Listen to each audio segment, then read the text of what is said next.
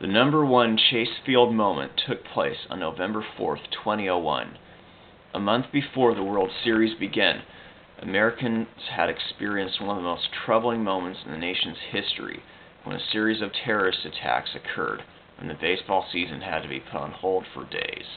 Americans, however, showed a lot of pride and the baseball season would eventually resume. When it did, President Bush, a lifelong baseball fan, encouraged people to attend games, and people did so. For the next several weeks, Americans continued to show pride, and Major League Baseball was able to take part in it as well, as it helped people get their minds off of the devastation that they had been through. The two teams that helped their fans the most were the New York Yankees and the Arizona Diamondbacks, who would face off in what many would consider one of the all-time great fall classics. The New York Yankees were the three-time defending world champions and were looking to win their fifth World Series in 6 years, while the Diamondbacks, playing in only their fourth season, were in their first World Series and had many veteran players on the team who were looking for their first ring. Both of the teams had played in some memorable playoff games that postseason, which would be a sign of what was to come in the Fall Classic. The 2001 World Series was very competitive, providing plenty of pitching, late-inning drama, and heartbreak. The Diamondbacks had won the first two games with outstanding pitching from their aces, Curt Schilling and Randy Johnson. Then the series shifted to New York, where George W. Bush became the first president since Dwight D. Eisenhower in 1956 to throw out a ceremonial first pitch in a World Series game, and the crowd chanted, "USA, USA." The Yankees would win this game and would win games 4 and 5 on extra inning walk-off hits, while at one point being down to their last out in both games. The series shifted back to Arizona, and with the Diamondbacks trailing 3-2, they went with Randy Johnson to try to even up the series. The big unit would give them 6 strong innings and get all of the run support he would need as the Diamondbacks defeated the Yankees 15-2 to even up the series. Then came Game 7, which would go down as one of the greatest World Series games to be played. Starting were Game 3 winner Roger Clemens for the Yankees and Game 4 starter Curt Schilling for the Diamondbacks, who was for the second time in the series pitching on 3 days rest. The game would be a classic pitcher's duel as both Rocket and Father Curt would match zeros for the first 5 innings.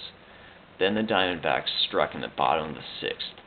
Steve Finley led off with a single, and Danny Bautista, who had a 5 RBI game the night before, hit a ball into the gap in left center that scored Finley all the way from first. Bautista would be thrown out trying to stretch it into a triple on a great play by shortstop Derek Jeter, but the Diamondbacks had the lead and were 9 outs away from the title. But the Yankees would tie the score in the 7th, and in the 8th, Alfonso Soriano, who won Game 4 of the A.L.D.S. with a walk-off home run, became hero again when he belted a ball over the left center field fence for a home run to give the Yankees a 2-1 lead and putting them within 6 outs of another world championship. Schilling would leave the game, and after there were 2 outs, Randy Johnson, who had thrown 104 pitches the night before, came in to try to keep it a 1-run game. He would retire the final hitter and would retire the side in order in the 9th. However, the Diamondbacks still trailed by a run and were facing Yankees closer Mariano Rivera, who had dominated the entire postseason, and things looked bleak. But Mark Grace led off with a single, and Damian Miller came up looking to sacrifice him to second base. He bunted the ball back to the mound, and Sandman attempted a force play at second, but threw the ball away, putting runners at first and second with nobody out. Jay Bell then came up and attempted to bunt the runners to third, but would hit into a force play, keeping runners at first and second.